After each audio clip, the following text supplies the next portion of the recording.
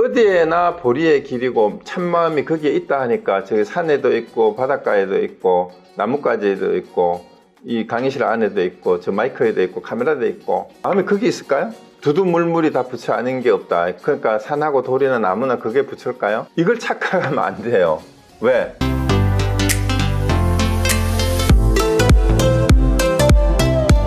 자, 그 다음에 또 가봅시다. 자, 어떤 사람이, 자, 이 재밌는 예를 들었어요.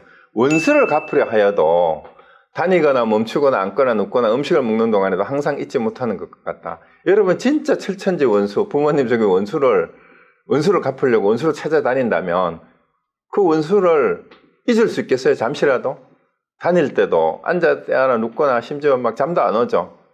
그래서 이게 고봉 원묘 스님이 선녀에서 이 선의 네 가지 마음, 대의심, 대분심, 대신심 가운데 그거를 설명할 때 대분심을 부모 죽인 원수를 만난 것처럼 그 마음을 하라는 게 그게 대분심이라 그랬어요.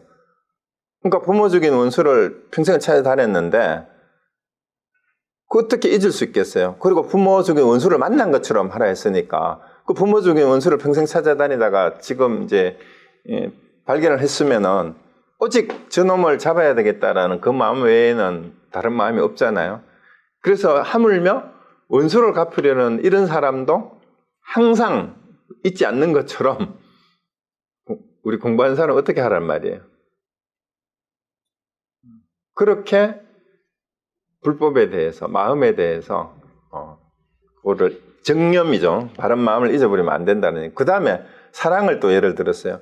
사랑하는 것도 그와 같다. 또 미워하거나 사랑하는 일도 마음 가운데서 일어나는 유심의 일로서 의심 가운데 이룰 수 있거늘 지금 이 공부는 무심의 일이니 어찌 네 가지 위 가운데 항상 앞에 나타나지 않을까 의심하는가. 자, 사랑하고 미워하는 것도 정말 사랑하면 잠시도 못 잊잖아요. 그리고 그렇게 진짜 사랑하는 사람이 나를 배신하고 떠났어. 그럼 얼마나 미워요. 그냥 한동안은 잊을 수가 없어. 잠도 오지 않아. 그러니까 잠도 안 자고 생각이 하는데 참선을 잠도 안 자고 한번 해보시라는 말이에요. 진짜 사랑하는 사람, 진짜 미워하는 놈 생각하듯이. 이게 결국은 마음으로도 이렇게 하는데 이 진심의 공부는 무심의 일이다 이 말이야. 마음이 없는 일인데 마음을 쓰는 일도 원수를 갚는 일이나 사랑하는 거나 미워하는 것도 집중을 이렇게 할 수 있다 있지 않고 그런데 무심의 공부는 다니거나 눕거나 앉거나 행하는 가운데에서 항상 있지 않겠느냐 이 말입니다. 그래서 이게 안 되는 이유는 다만 믿지 않고 행하지 않을까 두려울 뿐이다. 만일 행하고 믿으면 네 가지 위 가운데서 도를 결코 잃지 않을 것이다. 그래서 제대로 믿고 행하면 행주자와 어디에서든 도를 잃지 않는다. 그 얘기입니다. 너무 쉬운 얘기죠? 자, 그러니까 그럼 참마음이 어디 있느냐고 물어요. 지금 망심을 심으면 참마음이 나타난다 하니 그렇다면 참마음의 본체와 작용이 지금 어디에 있습니까? 이렇게 얘기를 했어요. 그러니까 망심만 없어지면 저절로 참마음이 드러난다 이렇게 얘기를 하니까 그럼 참마음이 지금은 어디에 있느냐 이 말입니다. 본체와 작용이 지금 어디에서 우리가 확인할 수 있습니까? 이렇게 물었어요. 그러니까 이제 답이 뭐예요?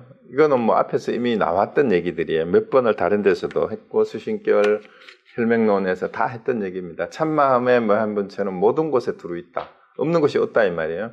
영가스님은 제자리를 떠나지 않고 항상 담년이라는 말은 항상 담자가 맑을 담자예요. 맑고 늘 그러하지만 이런 말입니다. 찾으면 그대는 보지 못할 것임을 알라. 그러니까 참마음의 본체는 항상 그대로 있는데 참마음이 어디에 있지 하고 찾으려고 하면은 참마음은 형상이 아니기 때문에 생겨나는 것도 없어지는 것도 아니기 때문에 형상이 아니기 때문에 보지 못해요. 그래서 우리 기독교에서도 하나님을 아무도 본 사람이 없다 그러잖아요. 그 이유도 몇 번을 말씀드렸죠. 하나님을 왜 아무도 본 사람이 없을까요? 하나님은 형상이 아니에요. 하나님의 형상이 아니기 때문에 아무도 본 사람이 없어요. 근데 성경에는 또 그러면은 왜 성경에는 하나님이 인간을 자기를 닮게 만들었다? 이렇게 그런 구절이 또 나오죠. 그때 말하는 자기가 우리 그 하나님이 인간을 창조할 때 자기를 닮게 만들었대요. 그때 인간은 인간의 형상을 한 이 육신을 창조했다라고만 믿으면 안 돼요. 우리에게 있는 본래 마음, 그걸 하나님을 닮게 만들었다는 말은 그 말이죠. 그렇기 때문에 불교식으로 얘기하면 우리 모두가 부처를 닮았다, 불성을 가지고 있다라는 말이 기독교에서는 하나님의 형상대로 인간을 만들었다라고 얘기해놓고 또 하나님의 형상이 아니다라고 얘기하는 건 그것 때문입니다. 그래서 진심은 본래 본체는 형체가 아니에요. 형체가 아니기 때문에 볼 수 없는 거예요. 또 경에 여기 원각경의 내용이에요. 허공의 성품이기 때문이며 항상 움직이지 않기 때문이며 열애장 안에는 일어나거나 사라짐이 없기 때문이다. 열애장으로 표현을 했지만 이것도 제8식 가운데의 본식을 얘기하는 거죠.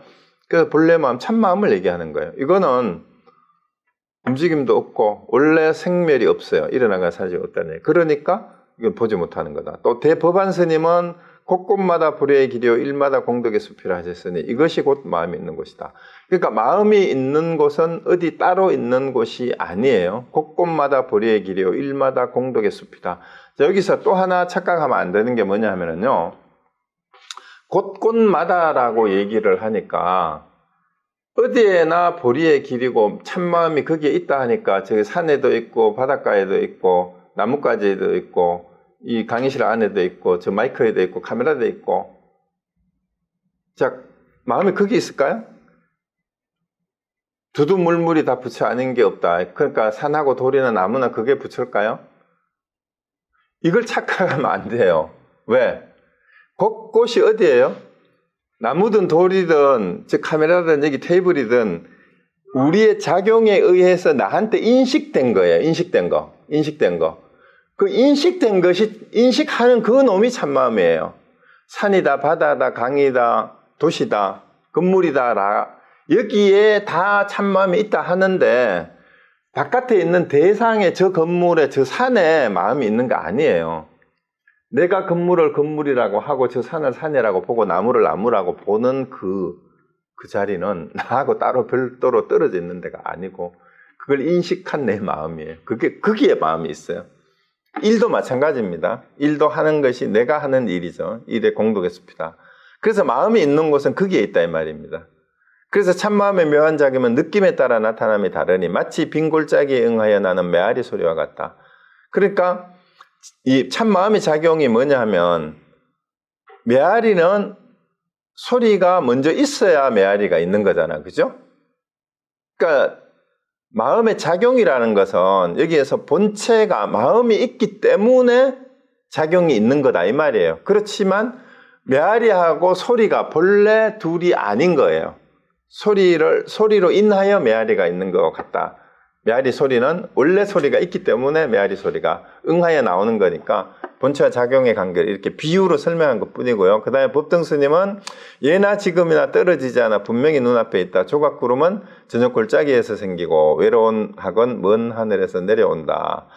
요 얘기도 떨어지지 않아 분명히 눈앞에 있다는 얘기는 본체와 작용이 둘이 아니고 항상 함께 있다라는 그 얘기입니다. 그 얘기예요.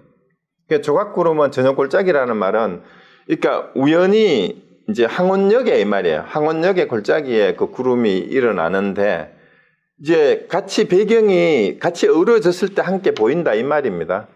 외로운 학은 먼 하늘에서 내려온다. 그러니까 이것도 그림을 이렇게 뭔가 서정적으로 그린 것 같지만 먼 하늘하고 외로운 학이 하나의 배경이 되어가지고 그게 같이 보이는 거지 따로 떨어져서 그렇게 보이지 않는다라는 얘기를 이렇게 설명한 것 뿐입니다. 문학적으로 표현이 됐지만 자, 그 다음에 또 위부의 원하음이라는 사람이 얘기를 이렇게 했어요. 불법은 일상생활을 하는 곳에 있다.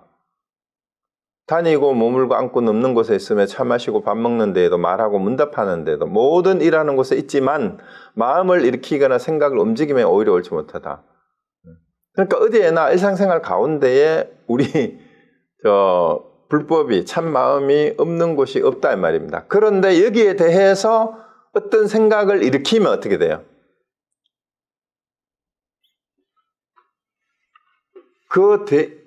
일상생활하는 다니고 머물고 앉고 눕고 차 마시고 밥 먹고 뭘 하든 무엇을 하는 곳에 무엇이라고 이것을 규정을 하는 게 돼요. 이게 생각을 일으킨다라는 것은 이게 뭐다라고 얘기를 하죠.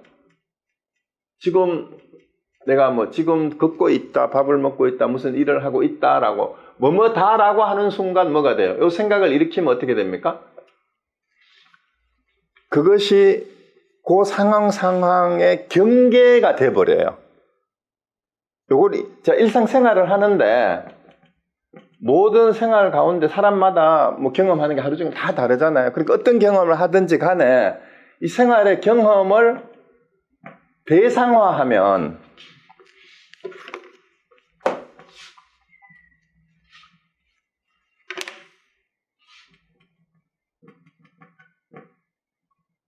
대상화하는 게 이게 대상화라는 게 이제 바깥에 있는 경계예요.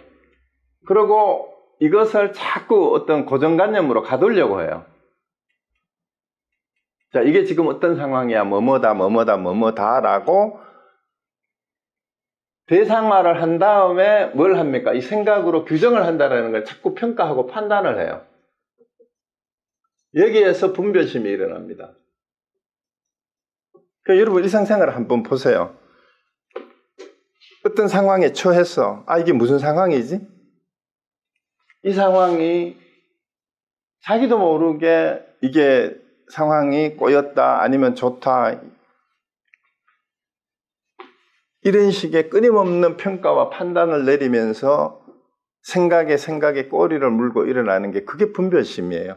그래서 행주자와 어떤 상황이든 그 다음에 밥 먹고 차 마시고 일하고 돌아다니는 그 모든 상황에 대해서 그것을 자꾸 고정관념화해서 지금이 어떤 상황이다라고 규정을 하는 순간 그걸 자꾸 대상화하는 게 돼요. 그리고 그걸 자꾸 실체시하는 게 돼요. 그 실체시하는 자기가 규정한 어떤 상황에 대해서 그걸 실체시하는 순간 거기에 대한 판단이 일어나요. 이거 보니까 좋은데 이거는 별론데 그러면서 좋은 거에 대해서는 그걸 자꾸 가지려고 하고 그 상황에 자꾸 빠지려고 하고 싫은 거는 내치게 되고 거기서 벗어나려고 하고 그게 생각을 일으키거나 움직이는 거예요. 그러니까 생각을 움직이고 일으키면 옳지 못하다는 얘기, 이런 걸 하지 말라는 얘기예요. 그러면은 머물고 앉고 눕고 차 마시고 밥 먹고 말하고 문답하는 모든 일이 다 수행이고 공부인데 거기에 대해서 특별히 따로 해야 될 게 없이 그 상황에 그대로 머물 때는 머무는 데 머물고 누울 때는 눕는 데 머물고 차 마실 때는 차 마시는 데 머물고 밥 먹을 때는 밥 먹는 데 머물고 말할 때는 말하는 데 머물고 이게 뭔 말이에요? 말할 때 말하는 데 머문다는 말은 말에 100% 집중하고 들을 때는 듣는 데 머물러야 돼요. 듣는 데 100% 집중하고 걸을 때는 걷는 데 100% 집중하고 일할 때는 일하는 데 100% 집중하고 그게 뭡니까? 매 순간 깨어서 매 순간 100%의 삶을 사는 거예요. 그렇게 하면 거기에 대해서 다른 마음을 일으키지 마라 이 말입니다. 그게 조조선사가 했던 일깨우는 방법이었어요. 어떤 것이 불법입니까? 밥은 먹었느냐? 먹었습니다. 그러면 가서 바루나 씻게. 그 말들이 전부 그런 거예요. 따로 할 게 없다라는 얘기죠. 자, 그러므로 본체는 모든 곳에 두루하여 모든 작용을 일으키지만 다만 인연에 있고 없음이 일정하지 않기 때문에 묘한 작용이 일정하지 않을 뿐이요. 왜냐하면 작용은 항상 그 상황에 따라서 작용은 항상 현상으로 드러나니까. 그래서 그것이 없는 것이 아니다. 그 마음이 없는 게 아니에요. 어디든지. 그래서 마음을 닦는 사람으로 무위의 바다에 들어가 생사를 건너려 하거든. 무위의 바다는 열반이죠. 열반. 무위가 열반이라고 생각하면 돼요. 그러니까 여기서 무위를 가지고 오는 이유가 생각하지 마라 했으니까 무위는 뭐가 무위예요? 아무것도 함이 없는 건데 한마디로 분별심을 일으키지 않는 거예요. 그러니까 우리가 무위법하고 유위법으로 이렇게 이제 흔히 나누어서 얘기를 하는데 유위법은 우리가 분별심으로 인식한 모든 현상이 유의법이에요. 분별작용을 통해서 인식한 모든 현상. 그게 유의법이고, 무의법은 이제 분별작용을 일으키지 않는 그대로를 무의법이라고 합니다. 그게 무의예요. 그게 열반이에요. 왜냐하면 불생불멸이 바로 멸반입니다. 일체 모든 게 없어지는 게 번뇌망상이 없어지는 걸 열반이라고 하는데, 사실은 멸한다는 것조차도 말할 필요가 없는 게 열반이에요. 왜? 원래 생겨나는 게 없는데 없을 게 없잖아요. 그걸 무의라고 하는데, 무의가 곧 열반입니다. 그래서 무의의 바닥에 생사를 건너려 하거든, 이 말입니다. 그래서 열반에 들려면 이 말이에요. 진짜 열반에 들려면 마음을 닦아서 진심의 본체와 묘한 작용이 있는 것을 헷갈리지 마라, 이 말이에요. 그 진심의 본체와 묘한 작용 어디에 있다고요? 항상 어디에나 내가 알든 모르든 그 마음은 떠난 적이 없어요. 우리를 떠난 적이 없고 늘 함께 있었는데 그걸 거꾸로 엉뚱한 데서 찾아 헤매고 있을 뿐이다. 눈치채지 못했을 뿐입니다.